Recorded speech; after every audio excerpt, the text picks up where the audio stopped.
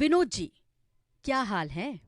आपको किसान उत्पादक संगठन के बारे में अभी तक की चर्चा कैसी लगी? सरला जी, मैं अच्छा हूँ। आपके द्वारा दी गई किसान उत्पादक संगठन की जानकारी बहुत ही रोचक और सहायक है। बहुत अच्छा विनोद जी। तो चलिए आगे बढ़ते हैं। पिछले सत्र में हमने बिजनेस मॉडल कैनवास और उसके घटकों के बारे में जाना। हमने ये भी जाना कि ये कैसे कारोबार योजना तैयार करने में हमारी मदद कर सकता है। हाँ सरला जी, अब मैं अपने एफपीओ के लिए बिजनेस प्लान तैयार कर सकता हूँ। क्या मुझे व्यवसाय के किसी अन्य पहलू या स्वरूप को भी समझने की आवश्यकता है?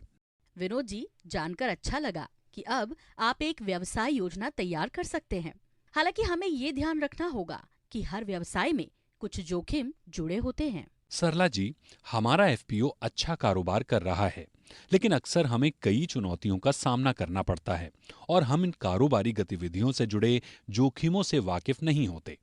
क्या आप मुझे बता सकती हैं कि कृषक उत्पादक संगठन के कारोबार से कौन-कौन से जोखिम जुड़े हुए होते हैं?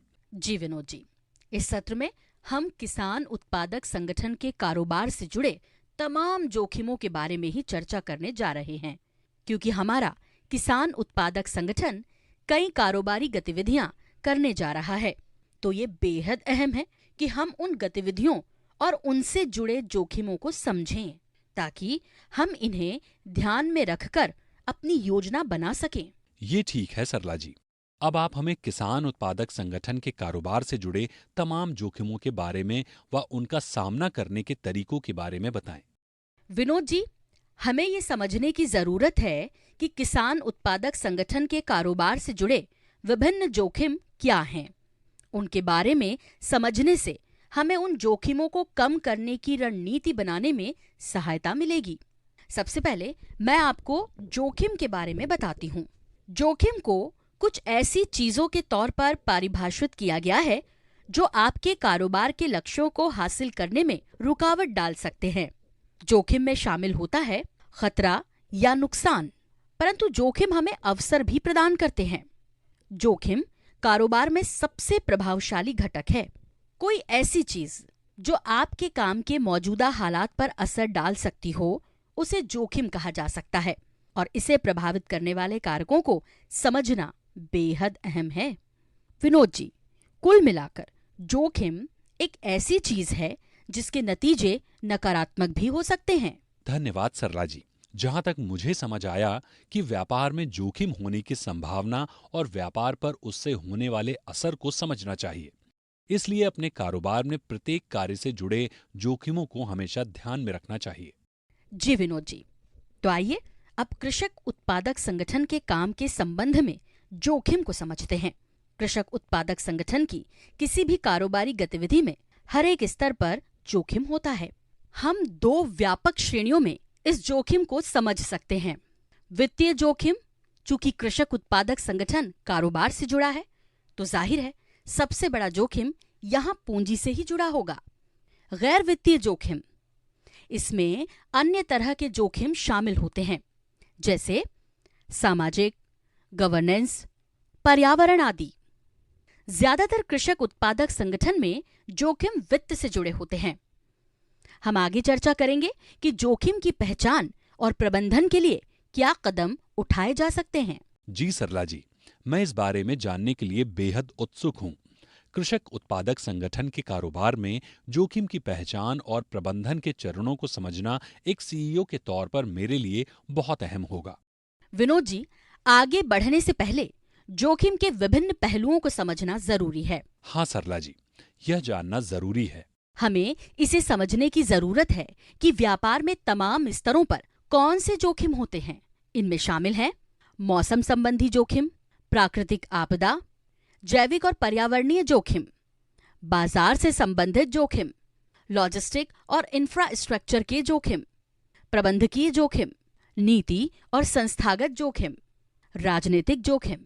यह भी ध्यान रखना होगा कि कुछ हमारे नियंत्रण में होते हैं जिनको हम मैनेज कर सकते हैं, जबकि कुछ हमारे सीधे नियंत्रण में नहीं होते हैं। आप इनकी सूची बना सकते हैं कि कौन से जोखिम आपके नियंत्रण में हैं और कौन से जोखिम आपके नियंत्रण के बाहर हैं। जोखिमों को केवल मैनेज किया जा सकता है, लेकिन समाप्त नहीं किया जा सकता। अलग अलग स्तरों पर मौजूद जोखिम की व्याख्या करने के लिए सरला जी आपका बहुत बहुत धन्यवाद। मैं कृषक उत्पादक संगठन की कारोबारी गतिविधियों के संदर्भ में अलग अलग स्तरों पर संभावित जोखिमों की सूची बनाऊंगा। विनोद जी, अब हम जोखिम प्रबंधन के बुनियादी कदमों के बारे में समझते हैं, और ये हैं पहचान, विश्लेषण, प्राथमिकता, प्रबंध। कृषक उत्पादक संगठन की गतिविधियों में शामिल जोखिम की पहचान करना और फिर जोखिम की संभावना का विश्लेषण करना होगा। जोखिमों के असर को भांपकर प्राथमिकता के आधार पर उससे निपटने की रणनीति बनाएं, ताकि जोखिमों के प्रभाव को कम किया जा सके। जोखिम प्रबंधन के इन 4 बुनियादी चरणों के बारे में जानकर अच्छा लगा। सरला जी, मैं इनके बारे में विस्तार से जानना चाहता हूँ। हाँ विनोद जी, हम इसे जल्द ही एक उदाहरण के साथ समझेंगे। विनोद जी, समर्थ किसान कृषक उत्पादक संगठन का एक उदाहरण लेते हैं और समझने की कोशिश करते हैं। समर्थ किसान की कारोबारी गतिविधियों के विभिन्न स्तरों पर जुड़े जोखिम को समझते हैं। इनपुट आपूर्ति के स्तर पर शामिल जोखिम, अर्थात बीजों के उत्पादन से पहले जो जोखिम होते हैं, उनमें शामिल हैं बीज और उर्वरक की कमी, अच्छी गुणवत्ता के बीजों की अनुपलब्धता, बिचौलियों की भूमिका, आपूर्ति में देरी। और उत्पादन स्तर पर शामिल जोखिम है कुशल श्रम की कमी, विपरीत मौसम, बुनियादी ढांचे की कमी जैसे बिजली, पानी आदि। प्रोसेसिंग या प्रसंस्करण के स्तर पर जोखिम है मशीनरी में खराबी, कुशल श्रमिकों की कमी, किराए पर मिलने वाली मशीनों की बढ़ी हुई मांग के चलते लागत और समय में बढ़ोतरी, तैयार माल के भंडारण की सुविधाओं में अभाव, परिवहन संबंधी जोखिम जैसे गाड़ियों का अभाव, दुर्घटना, अनाज खराब होने से नुकसान, हड़ताल आदि। अगर ऐसी स्थितियां पैदा होती हैं तो एक सीईओ को इनसे निपटने को तैयार रहना होगा।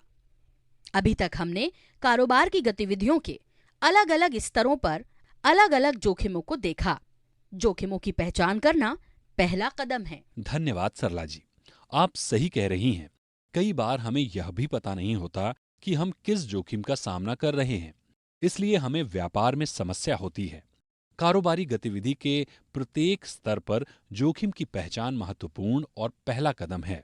विनोद जी, आइए अब हम समर्थ किसान के उदाहरण से जोखिम प्रबंधन में बुनियादी कदम को समझें।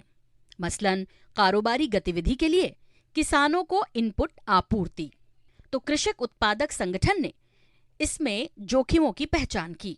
ये जोखिम है अच्छी गुणवत्ता के बीजों की कमी, और इसका कारण है अच्छे बीजों का कम उत्पादन।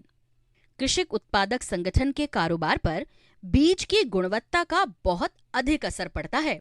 इस जोखिम से निपटने के लिए कृषक उत्पादक संगठन को गुणवत्ता वाले बीजों के मानदंड तय करने होंगे। अच्छे बीजों के उत्पादन के लिए किसानों को प्रशिक्षित करना होगा, उत्पादन चक्र पर नजर रखनी होगी और अच्छे बीजों की आपूर्ति करने वाले सदस्यों से रिश्ते अच्छे रखने होंगे। धन्यवाद सरला जी, आपने बहुत बेहतरीन तरीके से समझाया। कृषक उत्पादक संगठन के कारोबार में शामिल तमाम जोखिम की जानकारी वाकई बेहद उपयोगी है। मैं अपने काम में पहचान, विश्लेषण, प्राथमिकता और प्रबंध के इस मैट्रिक्स का अवश्य इस्तेमाल करूंगा। यह जानकर अच्छा लगा विनोद जी। तो सरला जी, क्या जोखिम का विश्लेषण करने से मेरा व्यवसाय और सुरक्षित हो जाएगा? बेशक विनोद जी, जोखिम विश्लेषण आपको उन्हें कम करने और व्यवसाय में अपनी सफलता और स्थिरता में सुधार करने में मदद करेगा। आपको इसे अपने स्टाफ और बोर्ड के सदस्यों के साथ चर्चा करके तैयार करना चाहिए। सबको सामूहिक रूप से सोचना चाहिए कि उस पर काम करना चाहिए। आइए अब हम सस्टेनेबिलिटी शब्द के बारे में समझते हैं। सस्टेनेबिलिटी एक ऐसा दृष्टिकोण है जो भावी पीढ़ियों से समझौता किए बिना या उन पर अधिक बोझ डाले बिना हितधारकों की वर्तमान जरूरतों को पूरा करने के लिए पर्यावरणीय, सामाजिक और आर्थिक पहलुओं को संतुलित करता है। ठीक है सरला जी, इसलिए आर्थिक पहलू के साथ साथ हमें सामाजिक और पर्यावरण के पहलुओं को भी देखना चाहिए। हाँ विनोद जी, एफपीओ कारोबार में हमें ये समझने की जरूरत है कि इन सभी पहलुओं को कैसे संतुलित किया जाए। मैं कुछ उदाहरणों के साथ समझाती हूँ कि एफपीओ स्थिरता प्राप्त करने के लिए क्या-क्या तरीके अपना सकता है। किसानों को क्लाइमेट स्मार्ट एग्रीकल्चर और टेक्नोलॉजी के उपयोग सहित गुड एग्रीकल्चर प्रैक्टिस का कृषि में उपयोग करना होगा। System of rice intensification SRI, sustainable sugar cane initiative SSI, better cotton initiative BCI, micro irrigation, जैविक खाद और जैव उर्वरक, इंटीग्रेटेड पेस्ट मैनेजमेंट और रासायनिक मुक्त खेती का उपयोग इत्यादि कुछ ऐसी गतिविधियां हैं जो सदस्य किसान प्रयोग में ला सकते हैं। इससे किसानों को जलवायु जोखिम को कम करने, फसल उत्पादकता बढ़ाने और सामान्य रूप से मिट्टी के स्वास्थ्य और पर्यावरण में सुधार करने में मदद मिलेगी। जी हाँ सरला जी, मैंने इन बातों के बारे में पहले भी बैठकों में सुना है, लेकिन उनके महत्व को नहीं समझा था। निश्चित ही यह बहुत उपयोगी है। इसके अलावा विनोद जी, इन दिनों ग्राहक अधिक जागरूक हैं और पर्यावरण के मुद्दों के बारे में उनकी समझ में वृद्धि हुई है। इसलिए एफपीओ को उसी अनुसार योजना बनानी चाहिए। एफपीओ को टिकाऊ और पर्यावरण की दृष्टि से अच्छी योजनाओं पर ध्यान देना चाहिए। इसे ग्राहकों की बदलती पसंद और जरूरतों के अनुसार अपने उत्पाद और सेवाओं में बदलाव करना चाहिए। यह एफपीओ व्यवसाय को टिकाऊ बना सकता है और सामाजिक पर्यावरणीय स्थिरता भी ला सकता है। धन्यवाद सरला जी, यह जानकारी वास्तव में व्यवहारिक थी। एफपीओ के लिए बिजनेस प्लान तैयार करते समय मैं अवश्य ही इन बातों को ध्यान में रखूंगा। तो विनोद जी, आपने इस सत्र में क्या क्या सीखा, उसे संक्षेप में प्रस्तुत कर सकते हैं? क्यों नहीं सरला जी, ये एक जरूरी अभ्यास है।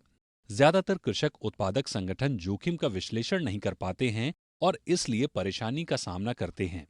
मैंने इस सत्र में जाना कि कारोबार में जोखिम सबसे प्रभावशाली घटक है। जोखिम आंतरिक और बाहरी दोनों तरह के हो सकते हैं। कृषक उत्पादक संगठन को जोखिम की पहचान, विश्लेषण, प्राथमिकता और प्रबंध करना होता है। जोखिम प्रबंधन एक लगातार चलने वाली प्रक्रिया है। जोखिम को कम करने के लिए कृषक उत्पादक संगठन को अपनी आंतरिक नियंत्रण प्रणाली को मजबूत करना होगा।